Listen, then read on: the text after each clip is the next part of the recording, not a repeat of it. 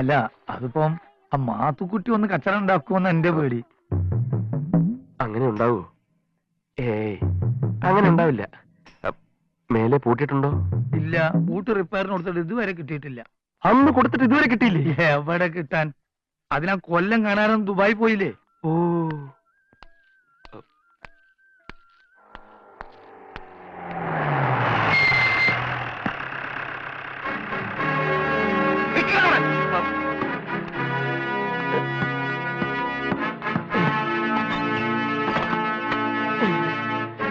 ഒറ്റ ചവിട്ടിന് വാഴനെ വിളിക്കും.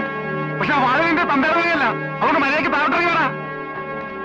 മാത്തുക്കുട്ടി, ഞാനൊരു സ്കൂൾ അധ്യാപകനാണ്. എന്ന് വെച്ചാ കുട്ടികളെ പാഠം പഠിപ്പിക്കുന്നവൻ അല്ലേ? അങ്ങനെയുള്ള നിന്നെ ഞാൻ പാഠം പഠിപ്പിക്കണം. വിട്ടുകള മാത്തുക്കുട്ടി, അയാളൊരു പാവല്ലേ. ഗഫൂർ വക്കാലത്തിന് വരണ്ട. എന്നെ ചട്ടുകളിലാക്കി ഇവനെ വെറുതെ വിടില്ല. ഇറങ്ങി വേണം. മാത്തുക്കുട്ടി ഒന്നും ഓർക്കണം, ഞാനല്ല മാത്തുക്കുട്ടിയുടെ കാലൊടിച്ചത്. ആനി ടീച്ചറുടെ ഭർത്താവ് പട്ടാളക്കാരൻ ക്ലീറ്റസാ. അതേടാ, ഞാനും ആനി ടീച്ചറും തമ്മിൽ എന്താ ബന്ധമുണ്ടെന്ന് പറഞ്ഞ് നീ പട്ടാളക്കാരന് കത്തെഴുതിയടാ. ബന്ധമുണ്ടെന്ന് ഞാൻ എഴുതിയില്ല. ഭാര്യ ഒന്ന് ശ്രദ്ധിക്കണമെന്ന് എഴുതി. കാരണം എന്താ? ഒരു അധ്യാപികയുടെ മാന്യതയ്ക്ക് കറ പറ്റരുതെന്ന് ഞാൻ ആഗ്രഹിച്ചു. ആ കറ തുറക്കുന്ന ജോലി ആരാണ് നിന്നെ ഏൽപ്പിച്ചത്? അന്ന് ഞാനൊരു സന്മാർഗവാദിയായിരുന്നു മാത്തുക്കുട്ടി. നന്മയുള്ള ഒരു സമൂഹമായിരുന്നു എന്റെ സങ്കല്പം. പക്ഷെ ഇപ്പൊ എനിക്ക് മനസ്സിലായി, ഞാനൊരാൾ വിചാരിച്ചാലൊന്നും നാട് നന്നാവില്ലെന്ന്. എന്റെ കാലൊടിഞ്ഞതിന് ശേഷം അല്ലടാ. ആ കാല് നമുക്ക് ചികിത്സിച്ച് നേരെയാക്കാം മാത്തുക്കുട്ടി. എടാ, നിന്നോട് താഴോട്ടിറങ്ങി വരാനാ പറഞ്ഞത്. എന്റെ ഒരു കാലിന് പകരം നിന്റെ രണ്ട് കാല്. നീ വിചാരിച്ച് മാനേജറെ നിനക്ക് കത്തയച്ചല്ലേ? അല്ലടാ, ഞാനാ അയച്ചത് നിന്നിവിടെ വരുത്താൻ. എന്റെ കാല് തല്ലോടിച്ചപ്പോ സന്തോഷിച്ച് രസിച്ച ഈ നാട്ടുകാരുടെ മുമ്പിൽ വെച്ച് നിന്നോട് പകരം വീട്ടാൻ. I am very sorry Mathukutty. ഇറങ്ങി വാടാ റാസ്കൽ. മാത്തുക്കുട്ടി, വധഭീഷണി ഉണ്ടെന്ന് ഞാൻ പോലീസ് സ്റ്റേഷനിൽ ഒരു കംപ്ലൈന്റ് കൊടുത്തിട്ടുണ്ട്. എന്നെ ഉപദ്രവിച്ച മാത്തുക്കുട്ടി വെറുതെ കേസിൽ കുടുങ്ങും. ഈ തെണ്ടിയോട് തർക്കിച്ചിട്ട് കാര്യമില്ല. വാതിൽ തല്ലിപ്പൊളിക്കന്നെ. ഇന്റെ വാതിൽ ഒട്ടി കളിക്കരുത്. താൻ പോടോ. ഗഫൂർക്ക, പോലീസിന് ഫോൺ ചെയ്യ്.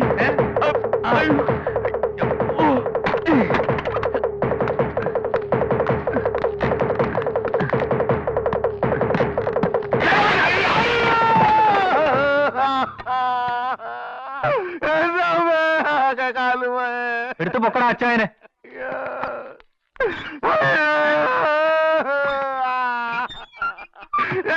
നോക്കി ആശുപത്രിയിലോട്ട് വിടും.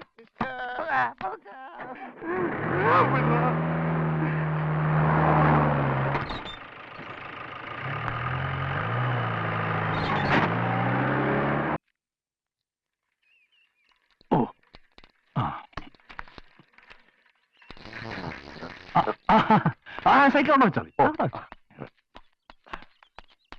എന്താണ് പണം ശരിയായോ? അത് ശരിയാവാതെ ഇവിടെ പോവാ. പിന്നെ സാറിന്റെ സ്കൂളിൽ DPP പാഠ്യപദ്ധതിയാണെന്ന് കേട്ടു. അതുകൊണ്ട് അല്ലെ, അതിനെപ്പറ്റി എനിക്കൊന്നും അറിഞ്ഞൂടാ. അതറിയാതൊന്നുമില്ല.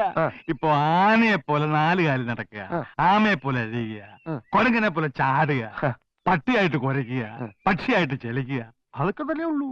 അപ്പോ മിമിക്രി അറിഞ്ഞിരിക്കണം. മിമിക്രിയോ? അല്ല, ഇതൊക്കെ ആ വകുപ്പ് പെടുന്നതാണല്ലോ. എറണാകുളത്ത് മിമിക്രി പഠിപ്പിക്കുന്ന ഒരു സ്ഥലമുണ്ടെന്ന് കേട്ടു. ഞാൻ ഉടനെ അങ്ങോട്ട് പുറപ്പെട്ടാലോ? എങ്ങോട്ട് പുറപ്പെട്ടാലും വേണ്ടില്ല, എനിക്ക് ബാക്കി പണമാണ് പ്രശ്നം. അല്ല, മിമിക്രി പഠിക്കാൻ ഫീസ് കൊടുക്കണ്ടേ? അപ്പൊ ആ തുകയും കഴിച്ച് ബാക്കി തന്നാ പോരെ? അതൊന്നും എനിക്കറിയണ്ട.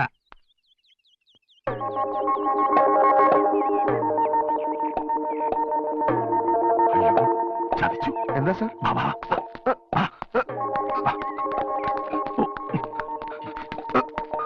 അങ്ങോട്ടല്ല, ഇങ്ങോട്ട്.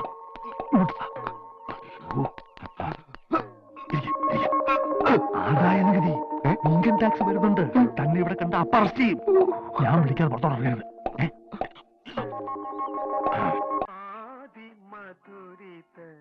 താളമുണർന്നു ഹൃദയ കമലം വിടർന്നു കാവ്യമഞ്ജരികൾ കൈകൂപ്പിയുണരും പ്രണയ സ്വപ്നങ്ങൾ വിരിഞ്ഞു അറിയാതെ ആരും.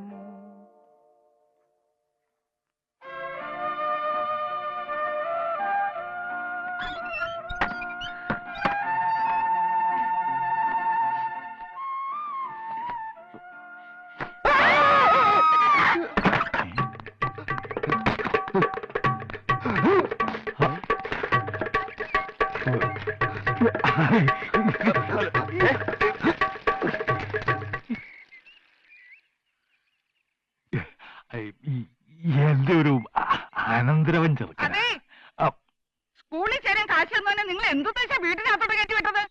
പെണ്ണ് കുളിച്ചു വരുമ്പോ എന്നെ കൊണ്ടൊന്നും പറയിക്കണ്ട. സ്കൂളിൽ ഒരു ഒഴിവ് വന്നപ്പോ തൊട്ട് നിങ്ങൾക്ക് മുഴുവൻ ഭ്രാന്ത. വിശാലം സാറേ, അയ്യോ അപ്പൊ സാർ എന്നെ ചതിക്കായിരുന്നു. അറിയണോ, ഞാൻ ചതിയനാ. എന്നെ പോലെ കെട്ടുപ്രായം കഴിഞ്ഞ ഒരു മോള് എനിക്കുണ്ടായിരുന്നെങ്കിൽ താനിങ്ങനെ പറയലായിരുന്നു. തനിക്കറിയാമോ, അവളെ കെട്ടാൻ സ്ത്രീധനം എത്രയാ ഓരോരുത്തന്മാര് ചോദിക്കുന്നതെന്ന്? 5-10 ലക്ഷങ്ങളാ. ഇത്രയും വലിയ തുക ഞാൻ എവിടുന്നുണ്ടാക്കും? പറയണോ, ഞാൻ എവിടുന്നുണ്ടാക്കും? Sir please കരയാതിരിക്കൂ. ഞാൻ കരയാതിരിക്കണമെങ്കിൽ താൻ എന്നോട് കുറച്ചുകൂടെ മനുഷ്യത്വമായിട്ട് പെരുമാറണം. കനാലിന്റെ സൈഡിലുള്ള സാറിന്റെ ആ കവുങ്ങുന്നോട്ടം വിറ്റാൽ 20 ലക്ഷത്തിന് ഒരു മുട്ടും വരില്ലല്ലോ. കവുങ്ങുന്നോട്ടം വിറ്റാൽ പിന്നെ ഞങ്ങൾ എങ്ങനെയാണ് കഞ്ഞിവെള്ളം കൂടി ജീവിക്കുന്നത്?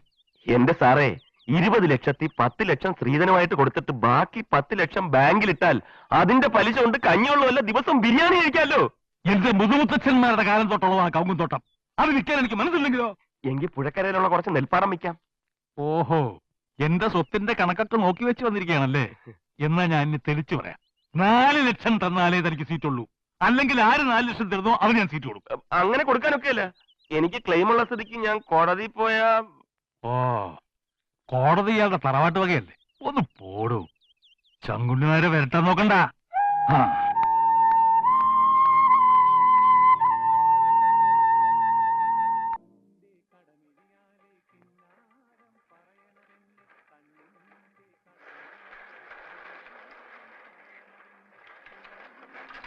ഒരു ഗോകുലകൃഷ്ണൻ ഇറങ്ങിയിട്ടുണ്ടെന്ന് കേട്ടു. ആരാണ് അയാൾ? എന്താണ് അയാളുടെ ഉദ്ദേശം? അന്ന് ചായ കുടിക്കാൻ കയറിയപ്പോ മാനേജർക്ക് അഡ്വാൻസ് കൊടുത്ത കാര്യം ഞാൻ പറഞ്ഞതല്ലേ? അതിന് അല്ല, ആ കൃഷ്ണനോട് നിങ്ങൾ ആ കാര്യം പറഞ്ഞില്ലേ? പറഞ്ഞിട്ടില്ലെങ്കിൽ എന്തുകൊണ്ട് പറഞ്ഞില്ല? ഈ ഒച്ച ഒന്ന് കുറച്ച് കുറക്കാൻ പറ്റുമോ? ഏതൊച്ച? ഈ സംസാരത്തിന്റെ ഒച്ച. വീട്ടിൽ കൂലിക്കാർ കുറെ ഉണ്ടായിരിക്കില്ലേ, അവരോട് സംസാരിച്ച ശീലായിരിക്കും. എന്റെ പേര് ഗഫൂർ, സ്വന്തമായിട്ട് അധ്വാനിച്ച് ജീവിക്കുന്നു. അതുകൊണ്ട് സൂക്ഷിച്ച് സംസാരിക്കണം. ഈ ഗോകുലകൃഷ്ണൻ മാഷ് ഇവിടെ ഉണ്ടോ? ഈ ഗോകുലകൃഷ്ണൻ മാഷ് ഇവിടെ ഇല്ല. വേറൊരു മാഷ തരട്ടെ. കുഞ്ഞിക്കണ്ണൻ മാഷ് മതിയോ? അങ്ങനെ ഏതെങ്കിലും ഒരു മാഷ കിട്ടിയിട്ട് എനിക്കെന്ത് കാര്യം? ഏതെങ്കിലും ഒരു മാഷല്ല, നിങ്ങൾ ചേരാൻ ഉദ്ദേശിക്കുന്ന സ്കൂളിലെ മാഷ. നമസ്കാരം, ഞാൻ ശങ്കരനാരായണ മാസ്റ്റർ. 1 ലക്ഷം ഞാൻ കൊടുത്തു. വീട്ടിൽ വഴക്കുണ്ടാക്കി സ്വത്ത് ഭാഗം വെച്ചു. അത് കിട്ടിയ വിലക്ക് വിൽക്കാൻ ഏർപ്പാടാക്കി.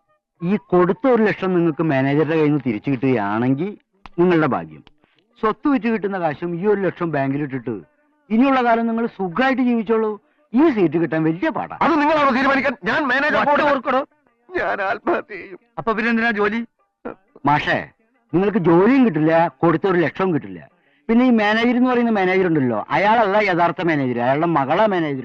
അയ്യോ, എന്തേ? അല്ല, എന്നെ അപ്പോയിന്റ് ചെയ്യേണ്ടത് ആ കുട്ടിയാണോ? ഗോകുലകൃഷ്ണൻ അപ്പോയിന്റ് ചെയ്യുന്നത് ആ കുട്ടിയായിരിക്കും. ആകെ പ്രശ്നമായല്ലോ. എന്ത്? ആ കുട്ടി കുളി കഴിഞ്ഞ് അർദ്ധനഗ്നയായി വന്നപ്പോ ഞാൻ അബദ്ധത്തിൽ മുറി കയറി. കുട്ടി പേടിച്ച് നിലവിളിച്ചു. ഞാൻ ഇറങ്ങി ഓടി. എന്നാ പിന്നെ നേരെ ചെന്നാ മതി, ഉടനെ സ്കൂൾ ചേർക്കും. മാഷും എവിടെയാ മാഷ്ട നാട്? കുറുവാഞ്ചേരി. TTC 86 വെച്ചാ. എന്റെ പ്രശ്നം എന്തെന്നറിയോ മാഷേ? ആരെങ്കിലും വയസ്സ് ചോദിച്ചാൽ ഞാൻ 29, 30, 31 എന്നൊക്കെയാ പറയാ. പക്ഷെ യഥാർത്ഥത്തിൽ എനിക്ക് 35 2 മാസം കഴിഞ്ഞാ പിന്നെ സർവീസ് കയറാൻ പറ്റില്ല.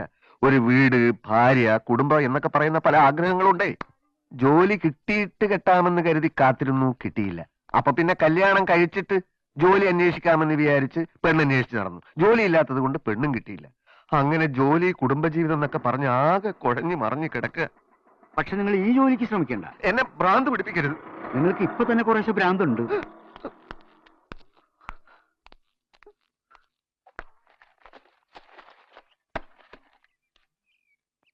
മഹിളാ സമാജം എന്റെ വീടിന്റെ തൊട്ടു മുമ്പിലാ. ഞാൻ അങ്ങോട്ട് നോക്കാറില്ല. ഞങ്ങളുടെ നാട്ടില് ഒരു കലുങ്കുണ്ട്, പൂവാലന്മാരുടെ സ്ഥിരം സങ്കേതം. അതിലിരുന്നുകൊണ്ട് സ്ത്രീകളെ ശല്യപ്പെടുത്തി 7 പൂവാലന്മാരെ ഒരു ദിവസം ഞാൻ അടിച്ച് നിരപ്പാക്കി. എന്റെ ഈ ഭാഗത്തുള്ള 3 അണപ്പല്ല് വെപ്പാ അവര് തിരിച്ചടിച്ചതാ. കുട്ടി കുളി കഴിഞ്ഞ് വരൂന്ന് അറിഞ്ഞിരുന്നെങ്കിൽ ഞാൻ മുറി കയറില്ലായിരുന്നു. ടേപ്പ് റെക്കോർഡറിൽ പാട്ട് കേട്ടു, കേറിപ്പോയി. പക്ഷേ കുട്ടിയുടെ പേടിച്ച മുഖം അല്ലാതെ വേറൊന്നും ഞാൻ കണ്ടിട്ടില്ല. പ്രൈമറി ക്ലാസ്സിലെ പാഠപുസ്തകത്തിൽ എല്ലാ ഭാരതീയരും എന്റെ സഹോദരി സഹോദരന്മാരാണെന്ന് പറയുന്ന ഒരു പ്രതിജ്ഞ ഉണ്ടല്ലോ. ആ പ്രതിജ്ഞ എടുത്ത ശേഷം എല്ലാ സ്ത്രീകളെയും എന്റെ സഹോദരികളായിട്ട് എനിക്ക് കാണാൻ കഴിഞ്ഞിട്ടുള്ളൂ. ഭാരതീയ സഹോദരിയെ ഒരു സഹോദരൻ കല്യാണം കഴിക്കാൻ പാടില്ലല്ലോ. അതുകൊണ്ട് ഞാൻ ഇതുവരെയും കല്യാണം കഴിച്ചിട്ടില്ല. ഭാരതത്തിലല്ലേ പ്രശ്നമുള്ളൂ. സിലോണും മാലദ്വീപൊക്കെ ഇവിടെ അടുത്തല്ലേ? അവിടെ എവിടെങ്കിലും പോയി കല്യാണം കഴിക്കാലോ? അത് ആലോചിച്ചുകൊണ്ടിരിക്കുകയാണ്. വിസയ്ക്ക് അപ്ലൈ ചെയ്യണം. ഈ ചിരി എന്നോടുള്ള ദേഷ്യം തീർന്നതിന്റെ സൂചനയായിട്ട് ഞാൻ കാണുന്നു. ഇനി ഞാൻ കാര്യത്തിലേക്ക് കടക്കുകയാണ്. കുട്ടിയാണ് സ്കൂൾ മാനേജർ എന്ന് അറിഞ്ഞു. അച്ഛൻ്റെ 1 ലക്ഷം കൊടുത്തിട്ടുണ്ട്. ബാക്കി 3 ലക്ഷം ഉടൻ ശരിയാവും. എന്നെ അപ്പോയിന്റ് ചെയ്യണം. നടക്കില്ല. നടന്നേ തീരൂ. ഞാൻ ഒപ്പിട്ടാലും ഹെഡ് മാസ്റ്റർ അച്ഛൻ പറഞ്ഞാലേ AOയ്ക്ക് പേപ്പർ അയക്കൂ. അങ്ങനെ അയച്ചാൽ തന്നെ ഗോകുലകൃഷ്ണ മാഷിനെ മറികടക്കാൻ ഇയാൾക്ക് പറ്റില്ല. കുട്ടി എന്നെ അപ്പോയിന്റ് ചെയ്യൂ. ബാക്കി ഞാൻ നോക്കിക്കോളാം. മറ്റൊരാളുടെ ജോലി എന്തിനാ തട്ടിപ്പറിക്കുന്നേ? ഭാരതീയനായ ഗോകുലകൃഷ്ണനെ ഒരു സഹോദരനായി കണക്കാക്കിക്കൂടെ? കണക്കാക്കാം. പക്ഷെ ഉള്ളതെല്ലാം വിറ്റുപെറുക്കാൻ ഏർപ്പാട് ചെയ്ത് കഴിഞ്ഞതിന് ശേഷമാണല്ലോ ഈ ഗോകുലകൃഷ്ണൻ സഹോദരനെ പറ്റി ഞാൻ അറിയുന്നത്. അപ്പൊ ഇനി പിന്മാർക്കൂടെ? സാധിക്കില്ല. ഞാൻ വല്ലാത്തൊരവസ്ഥയിലാണ്. അയാളും അങ്ങനെ ഒരു അവസ്ഥയിലാ. പ്ലീസ്. നടക്കില്ലെന്ന് പറഞ്ഞില്ലേ?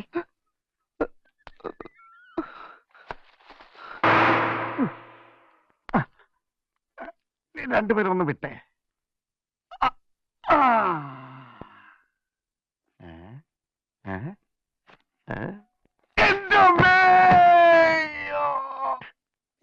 പിടിക്കട്ടെ കഴുതാണ്. വിടാനല്ലേ മുതലാളി പറഞ്ഞുള്ളൂ, പിടിക്കാൻ പറഞ്ഞില്ലല്ലോ. എന്നെ എഴുന്നേൽപ്പിക്കണ. ഡോക്ടർ പറഞ്ഞല്ലേ മുതലാളി, ഭക്ഷണം കുറയ്ക്കണം, ശരീരഭാരം കൂടിയ രോഗം പെട്ടെന്ന് ഭേദമാവില്ലാന്ന്. ഭക്ഷണം കുറച്ചിട്ട് ഇപ്പൊ എനിക്ക് രോഗം ഭേദമാണ്ട. അതാ പ്രശ്നം. ആ സ്കൂൾ മാനേജർ കാണാൻ വന്നിരിക്കുന്നു. ആര്? School manager. മാനേജരാ? ആ കളവനാ. വരാൻ പറ.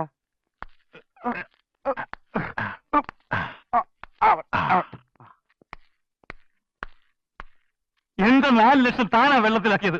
വത്സം മാഷ് പിരിഞ്ഞു, വേഗം വന്ന് ജോലി കയറിക്കോളാൻ ആ എരപ്പാളി മാഷിന് കത്തെഴുതാൻ തന്നോട് ആരോടോ പറഞ്ഞത്? താൻ കൊടുക്കണോ അവന് ജോലി? എന്നിട്ട് എന്റെ 4 ലക്ഷം താൻ എനിക്കിതാ. നിർത്തണേ. ഇനി താൻ മിണ്ടിയാലേ എന്റെ ജോലിക്കാര് തന്നെ വാഴക്കാരിയുടെ പോലെ അറിഞ്ഞിടും. ഞാൻ ആരാണെന്നാ താൻ വിചാരിച്ചേ? തന്റെ വീട്ടുവേലക്കാരനോ? തന്റെ പേര് വെച്ച് ഞാൻ അവന് കത്തെഴുതി. എന്റെ 1 കാല് കളഞ്ഞവന്റെ 2 കാല് കളയാം.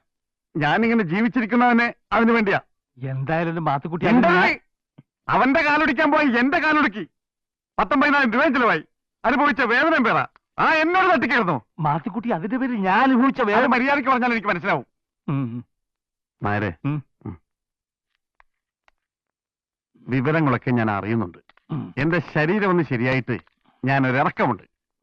എനിക്ക് ജോലി വേണ്ടേന്ന് പറഞ്ഞവൻ ഈ നാട്ടിൽ നിന്ന് ഓടിപ്പോയില്ലെങ്കിൽ എന്നെ മാത്തുക്കുട്ടിന്നല്ല മാത്തു പട്ടിയെന്ന് വിളിച്ചോ. അവനാണ് നമ്മുടെ രണ്ടുപേരുടെയും ശത്രു. അപ്പൊ നമ്മൾ എന്താ വേണ്ടത്? അല്ല, ഒറ്റക്കെട്ടായി നിൽക്കണം.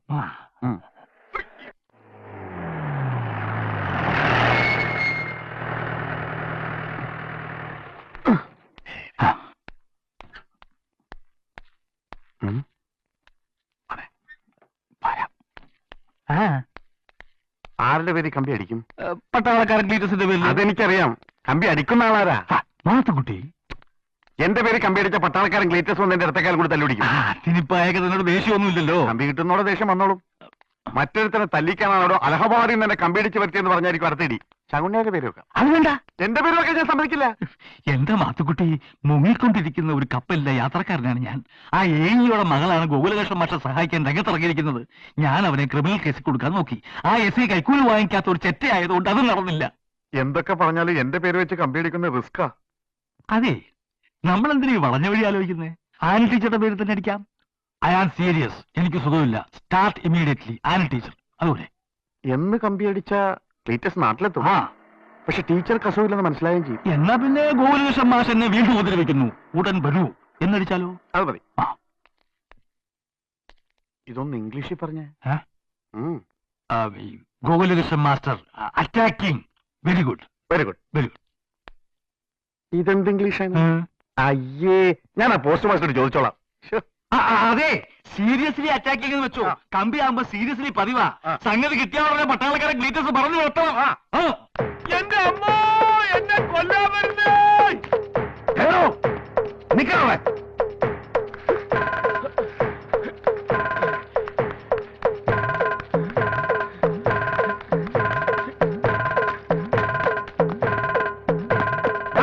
നിക്കാൻ. അയ്യോ, എന്നെ രക്ഷിക്കണേ. ആ പട്ടാളക്കാരൻ എന്നെ കൊല്ലാൻ വരുന്നേ. അയ്യോ, മാഷ് കടക്കാതെ തൊളിക്കാൻ മാഷ് അങ്ങോട്ട് ഇങ്ങോട്ട് രക്ഷപ്പെട്ടു. കൊലക്ക് കൊടുക്കരുത്. ഇവിടെ നിന്ന് ക്ലീറ്റസിന്റെ കട പൊളിക്കും. ഞാൻ പിന്നെ എങ്ങോട്ട് പോകും? അയ്യോ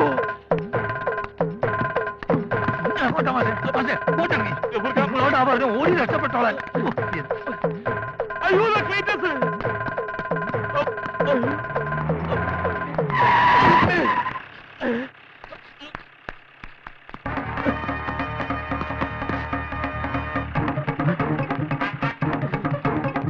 നിക്കണം അവിടെ.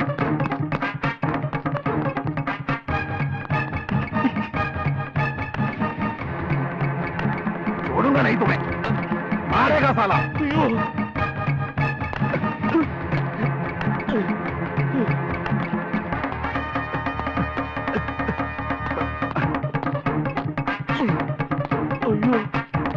निकल रहा है.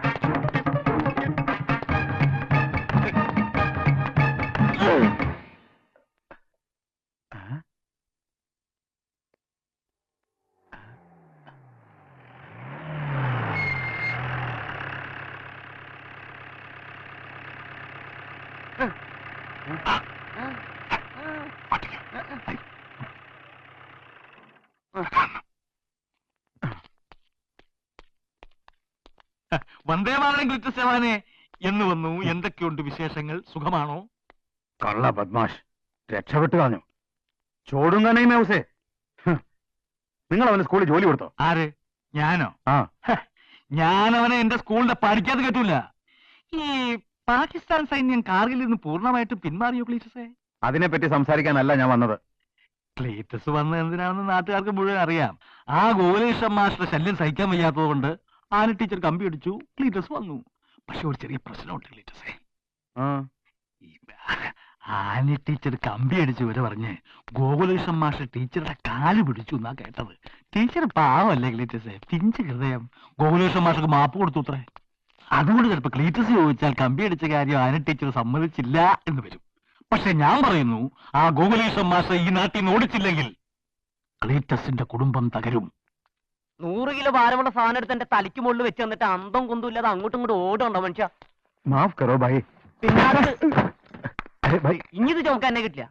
അരെ ദേഖോ, അരെ ഭായി, അരെ സുനോ. ഒന്ന് പോടോ അവന്റെ ഒരു ഹിന്ദി. സാരമില്ല ക്ലീറ്റസേ, നമ്മുടെ മാത്തുക്കുട്ടിയുടെ ജീപ്പ് വേറെ കിടങ്ങില്ലയോ?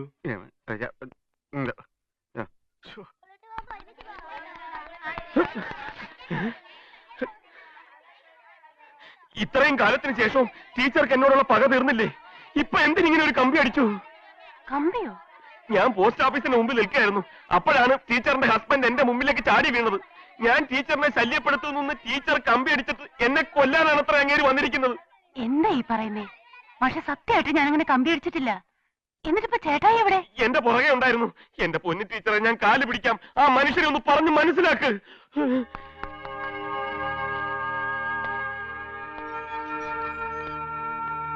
ഇത് എന്നതാ ചേട്ടായി? വരുന്ന വിവരത്തിന് ഒരു കത്ത് പോലും ഇട്ടില്ലല്ലോ. ഓഹോ, അപ്പൊ ഞാൻ കേട്ടതുപോലെ തന്നെ നീ കമ്പി അടിച്ചില്ല എന്ന് പറയാൻ വരികയായിരിക്കും. ഞാൻ എന്തിനാ കമ്പി അടിക്കുന്നേ? അവൻ വന്ന് കാല് പിടിച്ചപ്പോ നിന്റെ മനസ്സലിഞ്ഞു. അതിർത്തിയിൽ മുഴുവൻ പ്രശ്നങ്ങളാ. അതിന്റെ ഇടയിൽ ലീവ് കിട്ടാൻ ഞാൻ പെട്ട പാട് എനിക്കേ അറിയൂ. ആ എന്നോട് നുണ പറയാൻ നോക്കിയാലുണ്ടല്ലോ. എന്റെ ചേട്ടായി, ഞാൻ ഒന്നും പറയണ്ട. സ്വന്തം ഭാര്യയെ സംരക്ഷിക്കാൻ കെൽപ്പില്ലാത്ത എനിക്ക് എങ്ങനെയാടി രാജ്യത്തിന്റെ അതിർത്തി സംരക്ഷിക്കാൻ കഴിയുന്നേ? പറ, അവൻ നിന്നെ എന്ത് ചെയ്തു? ആരെന്ത് ചെയ്തെന്നാ? സത്യം പറയുന്ന നിനക്ക് നല്ലത്. സത്യം എന്തെങ്കിലും ഉണ്ടായിട്ട് വേണ്ടേ? പറഞ്ഞില്ലേല് രണ്ടെണ്ണത്തിനും കൊന്ന് ഞാൻ എന്റെ പാട്ടിന് പോവും. എവിടെയാ മാത്തുക്കുട്ടി? ആ ചട്ടയാളിൽ എവിടെയാ ചോദിച്ചത്?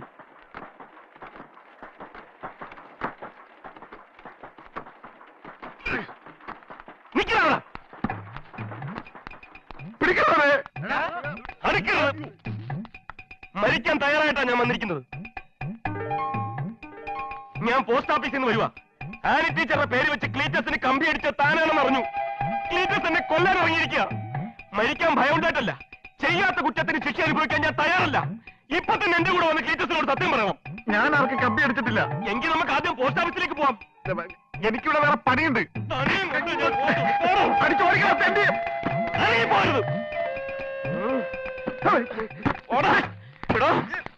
ഓഫീസിലോട്ട് പോകാം.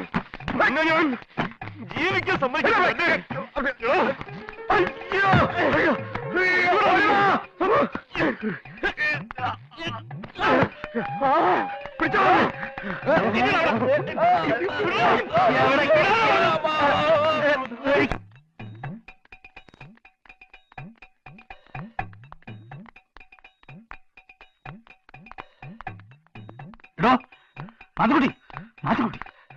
കമ്പി അടിച്ച കാര്യം വെളിയിലായി.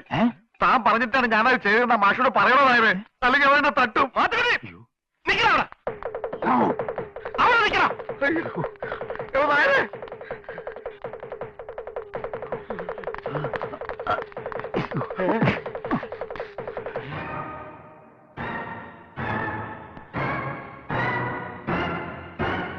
ആര് കമ്പി അടിച്ചെന്നറിയണമെങ്കിൽ പോസ്റ്റ് ഓഫീസിൽ പോയി അന്വേഷിച്ചാൽ മതി. ഈ ചട്ടുകാരൻ നാറിയാണ് ചെയ്തത്. ക്ലീറ്റസേ, ഞാൻ നിരപരാധിയാണ്. ഈ കള്ളനായര് പറഞ്ഞിട്ടാ. ചുപ് കർ ബദ്മാഷ്. മനസ്സമാധാനത്തോടെ എനിക്ക് രാജ്യത്തിന്റെ അതിർത്തി കാക്കണം. അതുകൊണ്ട് എല്ലാവരെയും ഞാൻ തട്ടും.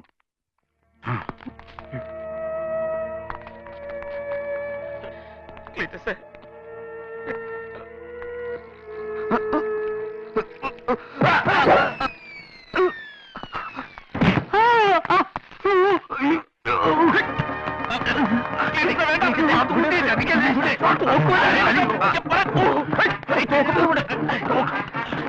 സമാധാനമുണ്ട്. ക്ലീറ്റസേ, പിടിച്ചു മാറ്റണോ? ക്ലീറ്റസേ, തോക്ക് വെച്ച് കളിക്കരുത്. ഇത് സമാധാനം പറഞ്ഞത്. പിടിച്ചു മാറ്റാൻ എത്ര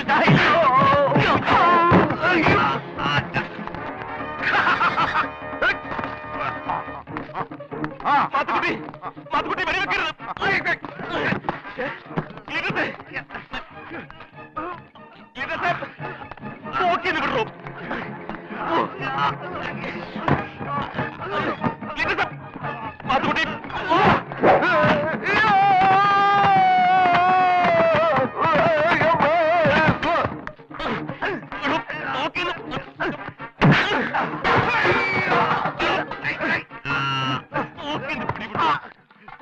എന്താണ് മാത്തുക്കുട്ടി ഇതിന്റെ ഉള്ളിലാണ് കൊണ്ടേ കയ്യിട്ട് വിടുന്നുണ്ട്.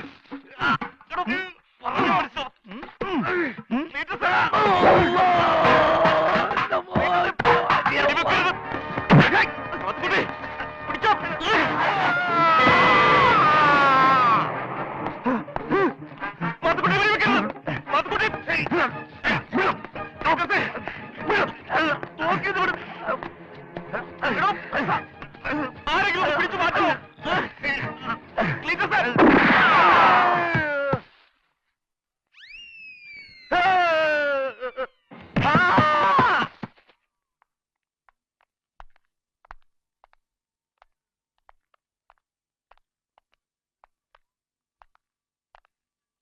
ആളിനിപ്പോ എങ്ങനെയുണ്ട്?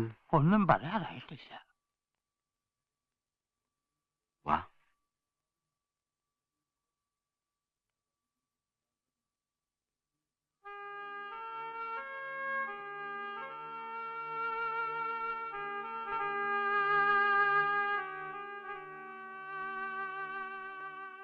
ബോധം വന്നുവല്ലേ?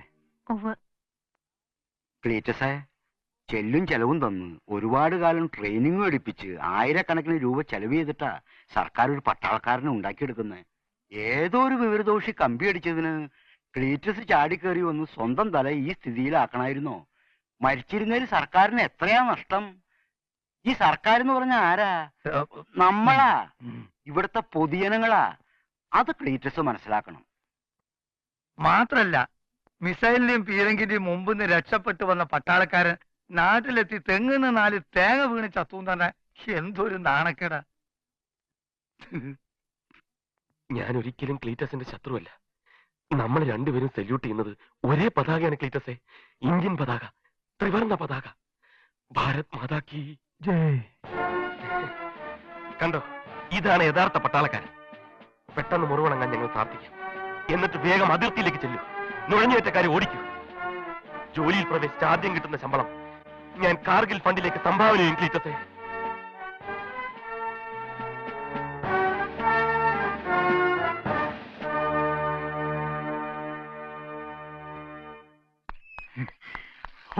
ഇൻകം ടാക്സ് കണ്ണിപ്പെടാതെ ഇവിടം വരെ എത്തിയത് ഭാഗ്യം. മുഴുവൻ 500 അല്ലേ? അല്ല, ഒരു കെട്ട് 100 ആ സാരല്ല സാരല്ല.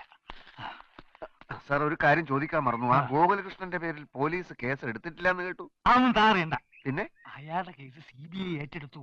അധികം താമസിക്കാതെ അയാൾ അകത്താവും. അല്ല, ഈ പാൽപ്പടി മോഷണ കേസൊക്കെ CBI ഏറ്റെടുക്കും സാർ. അല്ലാതെ CBIക്ക് ഇപ്പൊ ഏത് കേസ് ഇരിക്കുന്നു ഏറ്റെടുക്കാൻ? അതൊക്കെ ശബ്ദം ഉണ്ടാക്കാതെ കയറ്. അതെന്തിനാ സാർ? CBI എൻഫോഴ്സ് ഒക്കെ നാട് നിങ്ങളെ കറങ്ങിടക്കുക. ഓഹോ, ഇവിടെ ആരുമില്ലേ? എല്ലാരും വന്നേ. ഞാനിതാ 2.25 ലക്ഷം കൊടുക്കാൻ പോകുന്നേ. എന്ത് തോന്നിവാസോടോ താടി കാണിക്കുന്നേ? അല്ല, എല്ലാരും അറിയണമല്ലോ. സാക്ഷികള് മാത്രമല്ല, യഥാർത്ഥ മാനേജറായ സാറിന്റെ മകള് വേണമല്ലോ എന്നെ അപ്പോയിന്റ് ചെയ്യാൻ. ആരെവിടെ കിടന്ന് അലറിയത്? 2.25 ലക്ഷം ശരിയായി. ഉടൻ തന്നെ എന്നെ അപ്പോയിന്റ് ചെയ്യണം. ഇങ്ങോട്ട് വന്നേ, ഇങ്ങോട്ട് വാ.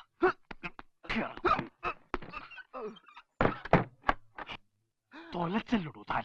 അവളുമാർ രണ്ടുപേരും ഇനി എനിക്ക് സ്വൈര്യം തരത്തില്ല. പണോട്. അല്ല, സാക്ഷികള് ഞാൻ തന്നെ സാക്ഷി.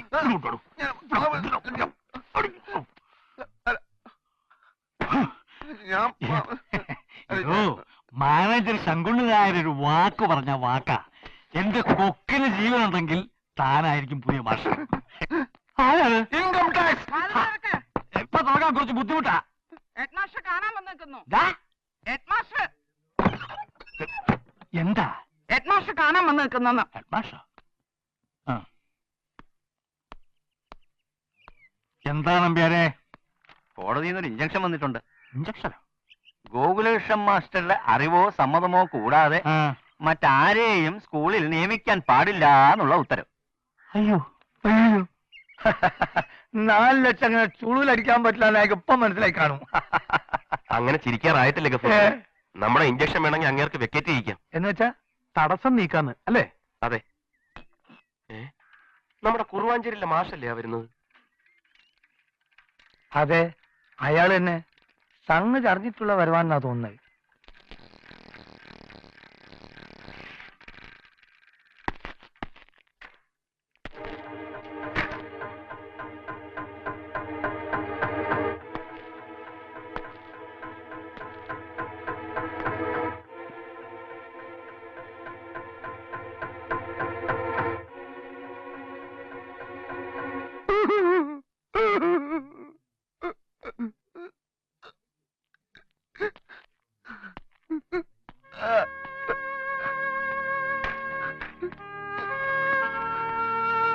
പാവം, ജോലി കിട്ടൂലെന്ന് പറഞ്ഞപ്പോ വട്ടായി പോയിന്നാ തോന്നുന്നത്.